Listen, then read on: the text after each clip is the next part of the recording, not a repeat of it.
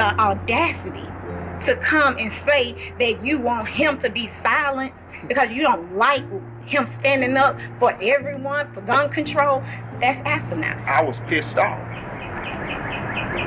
I'm standing there watching somebody attempt to humiliate my son because you disagree with him on an issue? Inequities and disparities that were seen, and he lived through them. That's why he uses his voice. We go to school, we get up there, and Justin gives this speech.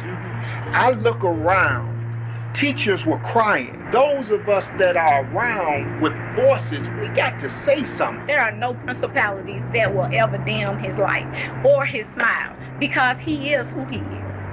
And that's who he authentically is. And I always tell him, thank you for being authentically you. Aman La. And the people respond, Uwe to. Power. Power to the people. Everybody's here. Evelyn Deekhouse, William Kinney, Haley Scruggs, Mike Hill, Cynthia Peak, and Catherine Kuntz. Their lives were tragically cut short because of gun violence at the Covenant School in Nashville only a few weeks ago. Now we reel from another mass shooting in Louisville, where even a police officer younger than me is fighting for their life. Gun violence is impacting and hurting every part of our community and all people within our communities, and the solutions that we have offered are not good enough. They are not the ones that can keep us safe and protect us. Unfortunately, the solution offered by the Republican Party in the state of Tennessee was to try and expel us, try and expel our voices, and silence our fight for an end to gun violence. They worked to expel our constituents' representation by subverting our democracy for their mobocracy, where their dollars and their egos rule. But our democracy is powered by people, and people power always wins. They tried to expel this movement for justice, but it cannot be stopped, because I see folks at ages 9 and 12 and 22 and even 92, people who are refusing to be bowed down, bent, or broken, standing up for what is right, getting proximate to those who are suffering, because it is there with those folks who are suffering that the wells of democracy run deepest. As my mother says, what the devil meant for bad, God meant for good. God meant for good. God needed to reignite this movement to end gun violence. God needed to catalyze the conversation about anti-democratic behavior of the Republican Party in the state of Tennessee. God needed to wake us up to the reality of this moment, that we've got a new generation and new ideas and new beliefs in order to guide us into the future. And so what Cameron Sexton meant for bad, God has turned into good. We realize that there are already more mass shootings than days in this country. We realize that the challenges of gun violence and its pervasiveness we see every day. In communities like ours in Memphis and Shelby County, we see this too often, because there's a proliferation of bad and poor policies coming out of this state legislature. They don't realize that these bullets are doing more than hurting just people. They're shattering communities. At the grocery store, on your walks, at the bank. It is the proliferation of guns, the legislation that removed the need to have permits, that have been a disaster for our communities. Our law enforcement, which many people praise, are being forced to go to war when they just are going to work. Kids are told to go to fortresses instead of to go to school and places of learning. We're told to go to church carrying the status quo's thoughts and prayers, while we must be in fear that somebody will walk in with an assault weapon. Because they're in the hands of ordinary citizens, we've got better solutions to these very challenging and troubling problems. And it's about time that we implement those solutions in the state of Tennessee. And we right now are showing Tennessee and the country that there's only one way forward. That the principalities and the wickedness in high places is not the way. That there will be a new building of this building, with a foundation built on love, with pillars of justice rising up, with rafters of courage covering us, with doors that are open to everybody in the state of Tennessee, not just rich somebodies, but everybody, not just straight somebodies, but everybody's, not just Republican somebodies, but everybody. We are showing this state and the country the only way forward. And I got to tell you that good news, we're going to win. I got to tell you, we're going to win. This has been a difficult legislative session if you watched anything. You've seen bills passed against drag shows. You've seen transgender children lose health care.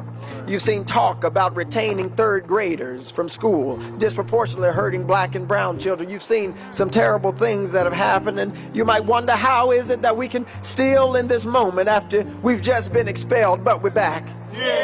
How we can still have courage and hope and faith in this democracy in Tennessee. Well, I believe William Cullen Bryant is right, that truth crushed to earth will rise again. I believe James Russell Lowell is right, because truth forever on the scaffold, wrong forever on the throne. Yet that scaffold sways the future, and behind the dim unknown standeth God within the shadow, keeping watch above his own. Yes, our democracy is not their mobocracy. Mob rule will never defeat people rule.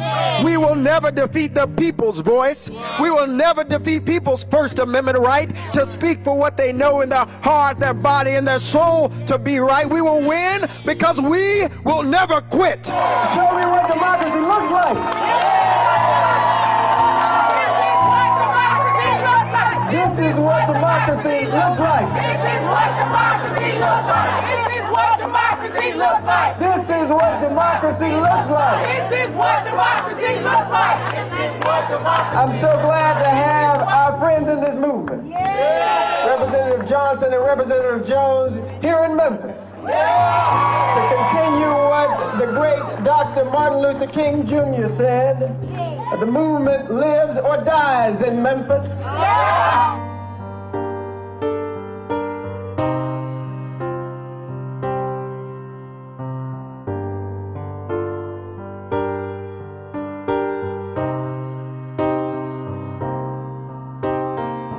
The movement lives or dies in Memphis, and here at this hallowed place, in this sacred place, we show in the United States of America and the Republicans in Tennessee that the movement is still alive. I'm so happy to be here with you, and I'm so happy to be here with my new friend Justin Pearson, who is doing an amazing job lifting your voices in Nashville when it is such a critical time for exactly that.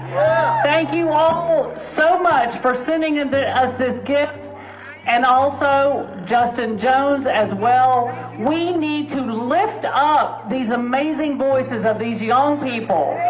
We need a multiracial, multi-generational organization in the Tennessee legislature, and these young voices are critical. Hear my voice when I call, Lord. Be merciful to me and answer me. My heart says of you, seek God's face. Your face, Lord, I will seek. Do not hide your face from me. Do not turn your servant away in anger. You have been my helper. Do not reject me or forsake me, God, my Savior. We were so fearful they would remove our constituents from the gallery or remove the press, and we were able to keep everybody there. And it's so critical when these kinds of things are happening in this state. We are marching into fascism with a supermajority that has proven that absolute power corrupts absolutely. Expelled the two youngest black lawmakers for standing with our constituents who are demanding that we take action on the crisis of mass shootings. We will be silent. No more, no more. This is the time. Now is the time to get in the way. The time to act is now. We've got to listen to the people. We've got to do something. We've got to take action on gun violence. We've got to elevate this issue in order that we can create the necessary change that we need. We will be silent. No more. No more. The time for silence is over. The Lord is my light and my salvation. Whom shall I fear? What would bring this body to take action?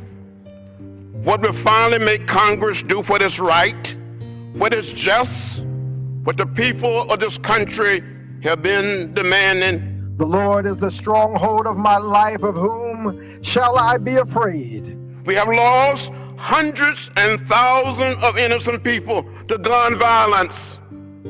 When the wicked advance against me to devour me, it is my enemies and foes who will stumble and fall. Tiny little children. Though an army besiege me, my heart will not fear. Students, students, students, students. We're here today. We're being sought to be expelled from this, the people's house, for speaking up about the need for gun control. Mothers, mothers, mothers and fathers, sisters and brothers, daughters and sons. For in the day of trouble, God will keep me safe in God's dwelling. God will hide me in the shelter of God's sacred tent and set me high upon a rock. Then my head will be exalted. And what has this body done? And what has this body done? Nothing, nothing, nothing. Not one thing, not one thing, not one thing. I learned about more rules in this house and our state constitution in the last 5 days than in my entire tenure. And as you have seen, and as we unfortunately have seen, the rules can be wielded to bend to the desires of a few. And it is not sacrosanct for the protection of everybody. We have turned deaf ears to the blood of the innocent and the concern of our nation. We've still got a movement for love that needs us. We've still got people who are calling on us to act and to do something. Where is our soul? Where is our moral leadership? Where is our courage? That the best days for democracy are ahead. How many more mothers, how many more fathers need to shed tears of grief before we do something? How is it that you still have hope, you descendant of enslaved people? How is it that you still have hope? Well, it's because even from the bottom of slave ships, my people didn't quit. Even in cotton fields and rice fields, my people didn't quit.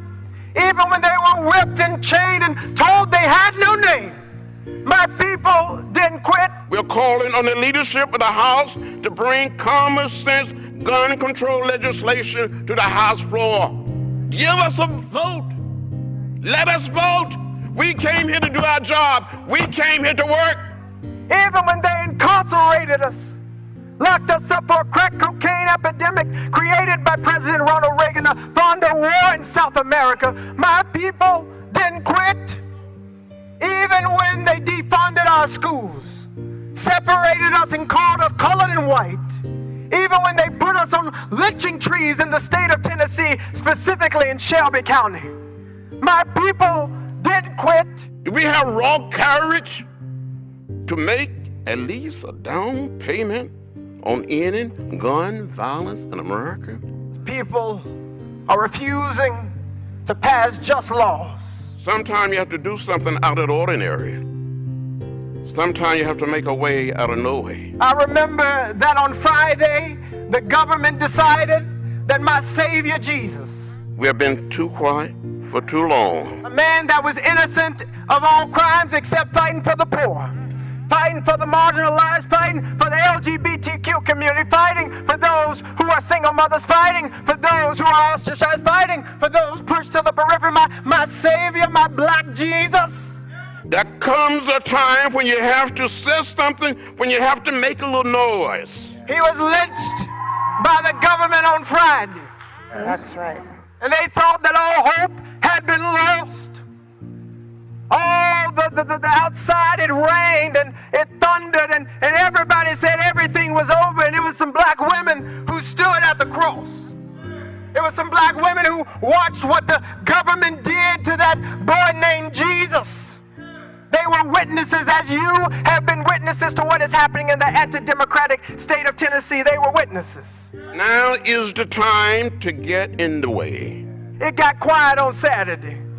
Yes, I tell you, it was a sad day on Saturday. All hope seemed to be lost. Representatives were thrown out of the State House. Democracy seemed to be at its end. Seemed like the NRA and gun lobbyists might win. But oh, that was good news for us. I don't know how long this Saturday in the state of Tennessee might last. The time to act is now. We have good news, folks. We've got good news that Sunday always comes. We will be silent. No more. Resurrection is a promise, and it is a prophecy. It's a prophecy that came out of the cotton fields. It's a prophecy that came out of the lynching tree. It's a prophecy that still lives in each and every one of us in order to make the state of Tennessee the place that it ought to be. And so I've still got hope, because I know we are still here and we will never quit.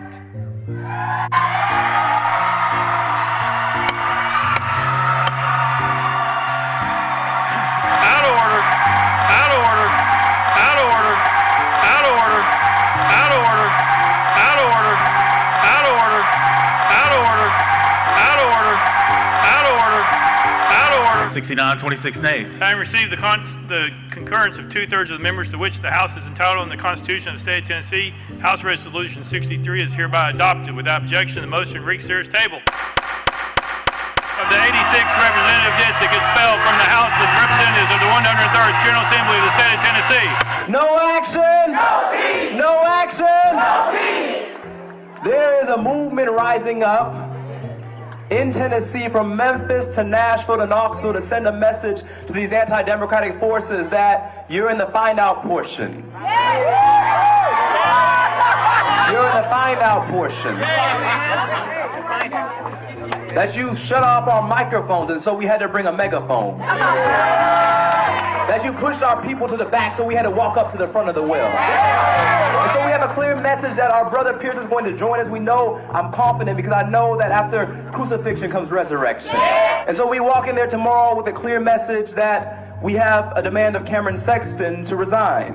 Those members took away the voice of this chamber for 45 minutes when they were on the House floor, leading the protest to those and disrupting the business that we were doing. Speaker Sexton represents an enemy to democracy, to multiracial democracy. He's trying to bring us back to a Tennessee in our past, the same Tennessee where the Klan was founded. And no longer will we sit by and be silent.